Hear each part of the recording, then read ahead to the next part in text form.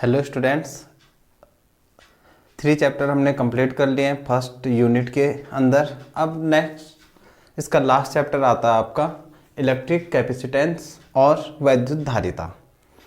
तो इस चैप्टर में हम सबसे पहले जो आप लोगों ने इससे पहले भी पढ़ा होगा पिछली क्लासों में, कंडक्टर, इंसुलेटर, सेमीकंडक्टर, इस टाइप के थिंग्स रीड करेंगे और उसके बाद धीरे धीरे चैप्टर में आगे जाएंगे। तो सबसे पहला टॉपिक है आपका कंडक्टर और इंसुलेटर्स। तो इसको समझने के लिए आप लोगों ने अपने डेली लाइफ में बहुत सारी चीज़ें देखी होंगी। जैसे कुछ थिंग्स को अगर आप लोग अपने हाथ से पकड़ करके और जो सॉकेट होता है आपका 3 पिन या 2 पिन कोई भी हो जाए, उस पर अगर अंदर स्विच ऑन करके अगर उसके अंदर डाल दो तो आप देखोगे आप पे करंट लगेगा। कोई इसको घर में ट्राई तो मत करना। और अगर कुछ थिंग्स ऐसी होती हैं उनको आप अंदर भी डाल दो बट आप पे कोई करंट फील नहीं होता या करंट का झटका नहीं लगेगा आप पे। तो इन 2 चीज़ों से हम समझ सकते हैं कि जो मटेरियल है मेनली 2 टाइप्स के होते हैं, conductor and insulators. Conductor means जिनसे इलेक्ट्रिसिटी फ्लो हो जाती है या जो इलेक्ट्रिसिटी को फ्लो कर देते हैं और जिनसे आपको करंट फील हुआ था तो उनको कहते हैं कंडक्टर्स। और जिनसे इलेक्ट्रिसिटी पास नहीं होती और जिनसे आप जो करंट है वो लगता ही नहीं है, तो ऐसी थिंग्स को कहते हैं इंसुलेटर्स। अब देखिए, अगर हम इसको इलेक्ट्रिक फील्ड के वे में देखें तो सपोज ये कोई इलेक्ट्रिक चार्ज है और इसका ये इलेक्ट्रिक फील्ड है। अब इलेक्ट्रिक फील्ड में हम कंडक्टर और इंसुलेटर्स का अगर बिहेवियर देखेंगे, इसके इलेक्ट्रिक फील्ड में अगर आप किसी कंडक्टर या इंसुलेटर किसी को भी ले आओ तो क्या होगा। तो इसमें देखिए, सपोज दैट ये कोई मटेरियल है और अगर फर्स्ट कंडीशन में अगर ये कंडक्टर है तो कंडक्टर्स में क्या होता है, देखिए बहुत सारे फ्री इलेक्ट्रॉन्स होते हैं और वो फ्री इलेक्ट्रॉन्स इधर उधर फ्रीली क्या करते हैं, मूवमेंट करते रहते हैं इधर उधर, और मूवमेंट करने के लिए वो फ्री होते हैं। तो जो ये फ्री इलेक्ट्रॉन्स हैं इनमें क्या होता है, चार्ज होता है और वो चार्ज होता है आपका 1.6 × 10⁻⁻19 कूलम का। तो इसमें चार्ज है और आपने इसको रखा है कहाँ, अनदर इलेक्ट्रिक फील्ड में। तो एक चीज़ देखिए, कूलम्स लॉ यही तो बोलता था कि कोई अगर चार्ज है और उसका कोई वो एक अगर सपोज दैट कोई चार्ज है तो वो अपने जो अराउंड एक क्या करेगा, इलेक्ट्रिक फील्ड जनरेट करेगा। और अगर किसी अनदर चार्ज को आप उस इलेक्ट्रिक फील्ड में ले आए तो उस पर एक क्या होता है, फोर्स फील होता है। ये पढ़ा था आप लोगों ने, और वो फोर्स होता है K(Q1Q2/r²। तो ये आप लोग सब पढ़ चुके हैं। तो इस हिसाब से अगर यहाँ देखें तो बहुत सारे क्या है, फ्री इलेक्ट्रॉन्स हैं और उनमें चार्ज है। तो मीन्स इस चार्ज को अगर आप इसके इलेक्ट्रिक फील्ड में ले आए तो इस पर क्या होगा, इन सारे फ्री इलेक्ट्रॉन्स पर एक फोर्स वर्क करेगा। ये पॉजिटिवली आया हमने तो पॉजिटिव, और फ्री इलेक्ट्रॉन्स इलेक्ट्रॉन है तो उस पर होता है कौन सा, नेगेटिव। तो ये इसको क्या करेंगे, अट्रैक्ट करेंगे अपनी साइड को और इस पर क्या लगेगा, फोर्स लगेगा। तो इसका मतलब फ्री इलेक्ट्रॉन्स क्या हो जाते हैं और भी फास्टली या कोई इलेक्ट्रॉन स्लोली तो मोशन करने लगते हैं। और इन फ्री इलेक्ट्रॉन्स के मोशन के कारण ऐसे मटेरियल जिनमें फ्री इलेक्ट्रॉन्स ज़्यादा होते हैं इलेक्ट्रिक करंट फ्लो होने लगता है। तो ये डेफिनेशन है आपकी किसकी, कंडक्टर की। मीन्स जो किसी कंडक्टर मटेरियल्स, वो मटेरियल्स जो अनदर इलेक्ट्रिक फील्ड में अगर उनको रखा जाए या किसी दूसरे आवेश के या चार्ज के इलेक्ट्रिक फील्ड में अगर उनको रखा जाए वैद्युत क्षेत्र में, तो उनमें क्या होता है, इलेक्ट्रिक करंट फ्लो हो जाता है या वो करंट को क्या करता है, पास करता है। तो ऐसे मटेरियल्स को क्या बोलेंगे, कंडक्टर्स। जबकि इसका उल्टा अगर कोई इंसुलेटर है तो इंसुलेटर में तो फ्री इलेक्ट्रॉन्स होते ही नहीं है ना, इसीलिए तो इंसुलेटर है। तो जब इसमें फ्री इलेक्ट्रॉन है ही नहीं, जब चार्ज है ही नहीं, तो इस चार्ज पे कोई इफेक्ट, इस मटेरियल पे इससे कोई इफेक्ट तो पड़ेगा नहीं। और इसमें क्योंकि फ्री इलेक्ट्रॉन्स नहीं है तो फोर्स भी नहीं आएगा और ये क्या नहीं कर सकते हैं, इस इलेक्ट्रिसिटी को फ्लो नहीं कर सकते। तो इस टाइप से हमने इसको डिस्क्राइब किया कि इलेक्ट्रिक फील्ड का क्या इफेक्ट पड़ता है। तो इलेक्ट्रिक फील्ड में रखने से जो कंडक्टर्स हैं वो इलेक्ट्रिसिटी को फ्लो करते हैं और जो इंसुलेटर्स हैं वो इलेक्ट्रिसिटी को फ्लो नहीं कर पाते हैं। नेक्स्ट है आपका सेकंड थिंग,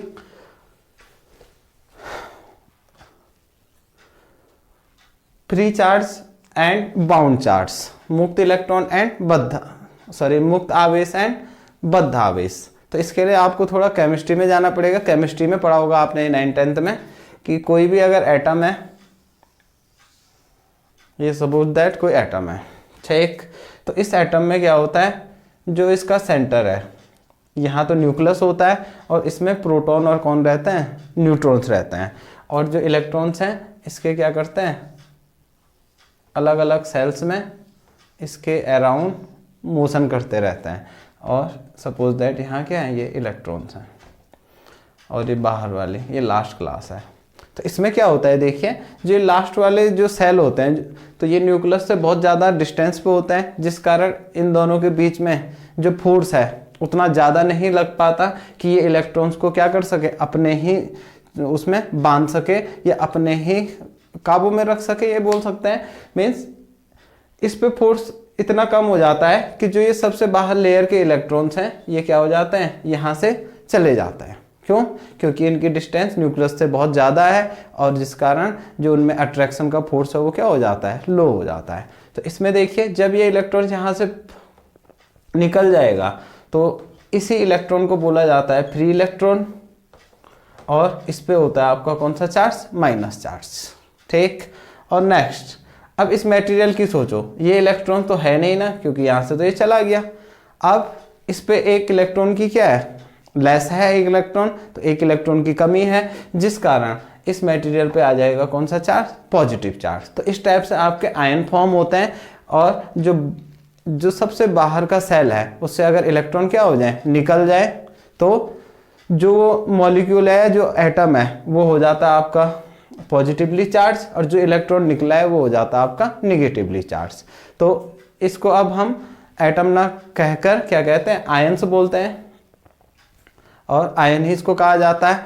अब इसमें देखिए, इसमें क्या होता है, जो ये पॉजिटिव चार्ज वाले जो एटम्स हैं ये अपनी ही पोजीशन पर इधर उधर मोशन करते हैं, क्योंकि एटम है, और किसी भी मॉलिक्यूल्स के अंदर बहुत सारे हजारों लाखों एटम्स होते हैं, वो इसी टाइप के होते हैं, उनसे कोई ना कोई फ्री इलेक्ट्रॉन निकला हुआ रहता है, पॉजिटिवली चार्ज रहता है। बट इनकी मेन जो थिंग है वो ये है कि अपने ही प्लेस पर इधर उधर सिर्फ मोशन कर सकते हैं, अपने प्लेस को चेंज नहीं कर सकते। तो सारे मॉलिक्यूल्स ऐसे ही होते हैं, अपना प्लेस चेंज नहीं कर सकते। जबकि जो ये इलेक्ट्रॉन है ये तो फ्री हो गया यहाँ से, तो ये इलेक्ट्रॉन कहीं भी इधर उधर जा सकता है, फ्रीली मूवमेंट कर सकता है। तो इस हिसाब से इन चार्ज को दो कैटेगरीज में रखा गया है। तो जो ये पॉजिटिव चार्ज है या जो एटम है, इस पे जो पॉजिटिव चार्ज होता है इसको कहते हैं हम बाउंड चार्ज, क्योंकि ये एक ही प्लेस पे है और उस प्लेस से मोशन नहीं कर सकता। जबकि ये इलेक्ट्रॉन वाला चार्ज है, इसको कहते हैं हम फ्री चार्ज या मुक्त आवेश, और इसका नाम इसलिए पड़ा है क्योंकि ये कहीं भी जाने के लिए क्या है, फ्री है। तो हमने ये दो टॉपिक समझे, फ्री चार्ज और बाउंड चार्ज। नेक्स्ट टॉपिक है आपका धारिता या कैपेसिटेंस। इसमें क्या है, देखिए जो कंडक्टर्स होते हैं आपके, तो कंडक्टर्स क्या करते हैं, इलेक्ट्रिसिटी को फ्लो करते हैं। और कोई भी अगर कंडक्टर है, चाहे वो वायर है या कोई भी थिंग है, तो हर कंडक्टर की एक कैपेसिटी होती है। कैपेसिटी मीन्स उसकी एक क्षमता होती है, ठीक। और किस चीज़ की क्षमता होती है, यहाँ देखिए, क्योंकि इससे जो इलेक्ट्रिक करंट है वो पास होकर के जाता है, तो हर कंडक्टर के अंदर इसको इलेक्ट्रिसिटी को स्टोर करने की एक कैपेसिटी होती है, और उसी कैपेसिटी को बोला जाता है धारिता या कैपेसिटेंस। अब जो ये कंडक्टर्स होते हैं, इनके अंदर जो कैपेसिटी होती है, ये इलेक्ट्रिक जो चार्ज है उसको रखने की या स्टोर करने की, ये थोड़ा कम होती है। और इस कमी को पूरा करने के लिए हम लोगों ने बहुत सारे क्या बनाए हैं, डिवाइसेज बनाए हैं, और उन डिवाइसेज में एक आपका जो नेक्स्ट वीडियो में हम रीड करेंगे शायद, तो संधारित्र आ जाता है। ठीक, तो इस टाइम थोड़ा धारिता को समझते हैं, कैपेसिटेंस को। तो अगर डेफिनेशन पे जाए तो किसी भी चालक या कंडक्टर के जो इलेक्ट्रिसिटी को स्टोर करने की जो क्या है कैपेसिटी है, उसको क्या बोलेंगे, कैपेसिटेंस। या हिंदी में बोलूं तो किसी भी चालक के वैद्युत आवेश को ग्रहण करने की जो क्षमता होती है उसको क्या बोलेंगे, धारिता कहेंगे। अब जो ये कैपेसिटेंस होता है या धारिता होती है, इसका जो मात्रक होता है या इसका अगर हम फॉर्मूला निकालें तो इसका फॉर्मूला कैसे निकलता है, देखिए। सपोज अगर किसी जो कंडक्टर है इसको अगर हम क्या दें, इलेक्ट्रिक चार्ज दें, तो जैसे जैसे हम इसको इलेक्ट्रिक चार्ज देते हैं, ठीक, तो वैसे वैसे इसका जो पोटेंशियल है वो क्या हो जाता है, इंक्रीज हो जाता है। मीन्स जो पोटेंशियल है वो डायरेक्टली डिपेंड है किस पे, इलेक्ट्रिक चार्ज पे। अगर इलेक्ट्रिक चार्ज ज़्यादा दोगे, मोर, तो उसका जो पोटेंशियल है या विभव है वो भी ज़्यादा होगा, और अगर इलेक्ट्रिक चार्ज कम होगा तो पोटेंशियल भी क्या होगा, कम होगा। तो इस फैक्ट के बेस पे हम डायरेक्ट राइट कर सकते हैं Q is proportional to V। Means किसी भी कंडक्टर को जो हम चार्ज गिवन, जो चार्ज हम देते हैं वो उसके जो पोटेंशियल है उसके डायरेक्टली प्रोपोर्शनल होता है। अब आपको पता है यहाँ पे डायरेक्टली प्रोपोर्शनल का साइन है, तो इसको आपको क्या करना पड़ेगा, हटाना पड़ेगा, इक्वल टू ले आना पड़ेगा। तो यहाँ पे एक कांस्टेंट आता है C और ये भी, तो जो ये कांस्टेंट है इसी को हम बोलते हैं क्या, कैपेसिटेंस, या हिंदी में बोलते हैं धारिता। और ये किस किस चीज़ पर डिपेंड करती है, तो ये जो आपका कंडक्टर है उसके टेम्परेचर पर, ठीक, उसके साइज पर, साइज मीन्स आकार पर, उसके शेप पर तो नहीं करती है, सॉरी। और मेन चीज़ इसमें यह है कि इस कंडक्टर के सामने कोई अनदर कंडक्टर तो नहीं है, इस पे भी डिपेंड करती है कि जो कंडक्टर है हमारा उसके सामने अगर कोई दूसरा कंडक्टर है तो उस पे भी ये क्या करती है, डिपेंड करती है। तो बहुत सारी थिंग्स पे डिपेंड करती है इस टाइप से। तो इसके अलावा दोनों कंडक्टर्स के बीच के मीडियम पर तो बहुत सारी थिंग्स हैं जिन पे ये डिपेंड कर जाती है। तो फिलहाल इस पे चलते हैं कैपेसिटेंस पर। तो हमने देखा सबसे पहले Q डायरेक्टली प्रोपोर्शनल था किसके, V के पोटेंशियल के, तो हमने डायरेक्टली प्रोपोर्शनल की जगह C लाए, तो Q is equal to CV।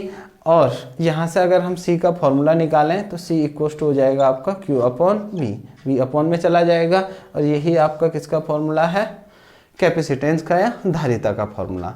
Next इसका अगर SI यूनिट देखें तो Q होता है आपका क्या, कूलाम में मेजर किया जाता है, और V को हम किस में मेजर करते हैं, वोल्ट में। तो इसका जो SI यूनिट आएगी वो आती है आपकी कूलाम पर वोल्ट, ये इसकी SI यूनिट होगी। नेक्स्ट थिंग आता है आपका कि जो ये कूलाम पर वोल्ट है, तो कूलाम पर वोल्ट ना बोल करके इसको एक नया नाम दिया गया है, वो है आपका फैरड। क्या दिया गया है, फैरड। तो इसको हम क्या बोलते हैं, फैरड। तो डायरेक्टली समझ लीजिए कि जो कैपेसिटेंस है, धारिता है, उसका SI यूनिट फैरड होता है। फिर फैरड से जो स्मॉल यूनिट होती है वो आपका माइक्रो फैरड हो गया, पिको फैरड हो गया, इस टाइप की यूनिट्स आती हैं इसकी। इसके बाद अगर हम 1 फैरड की अगर डेफिनेशन फाइंड करें तो 1 फैरड कब आएगा, देखिए C इक्वल टू होता है आपका Q अपॉन V, तो 1 फैरड इक्वल टू होगा आपका 1 कूलाम अपॉन 1 वोल्ट, क्योंकि 1 से 1 डिवाइड होगा तभी तो 1 आएगा। तो 1 फैरड की डेफिनेशन हम किस हिसाब से दे सकते हैं, 1 फैरड की डेफिनेशन हम दे सकते हैं कैसे, कि ये क्या है, 1 कूलाम चार्ज, ये है आपका पोटेंशियल कितने का, 1 वोल्ट का, और 1 फैरड है उसकी कैपेसिटी। ठीक, तो इसमें हम कह सकते हैं कि यदि कोई चालक को 1 कूलाम क्या दिया गया, 1 कूलाम चार्ज अगर दिया गया, और उसके दोनों जो कॉर्नर्स हैं उनके बीच में अगर 1 वोल्ट का पोटेंशियल डिफरेंस क्या हो जाए, स्थापित हो जाए या प्रोड्यूस हो जाए, तो इस कंडक्टर की जो कैपेसिटेंस है या कैपेसिटी है उसको क्या बोला जाएगा, 1 फैरड। तो ये 1 फैरड की डेफिनेशन आ जाती है। दोबारा रिपीट कर लेता हूँ, यदि हम किसी जो कंडक्टर है या चालक है उसको अगर 1 कूलाम का क्या दे, चार्ज दे, और उसके कॉर्नर्स का जो पोटेंशियल डिफरेंस है वो क्या हो जाए, 1 वोल्ट हो जाए, तो उस कंडक्टर की जो कैपेसिटेंस होगा उसको 1 फैराड बोला जाएगा। तो इस टाइप से हमने अपने 4 टॉपिक्स पढ़े इस टाइम पे। और नेक्स्ट वीडियो में हम सबसे पहले जो ये इंसुलेटर है, तो इंसुलेटर भी मेनली 2 कैटेगरीज में होते हैं। एक तो नॉर्मल इंसुलेटर्स जो नहीं करता है कभी भी इलेक्ट्रिसिटी को फ्लो, और दूसरा होता है आपका डाइलेक्ट्रिक मटेरियल्स मीन्स परावैद्युतांक पदार्थ। तो सेकंड वाले में हम परावैद्युतांक पदार्थ को रीड करेंगे। Thank you, have a nice day.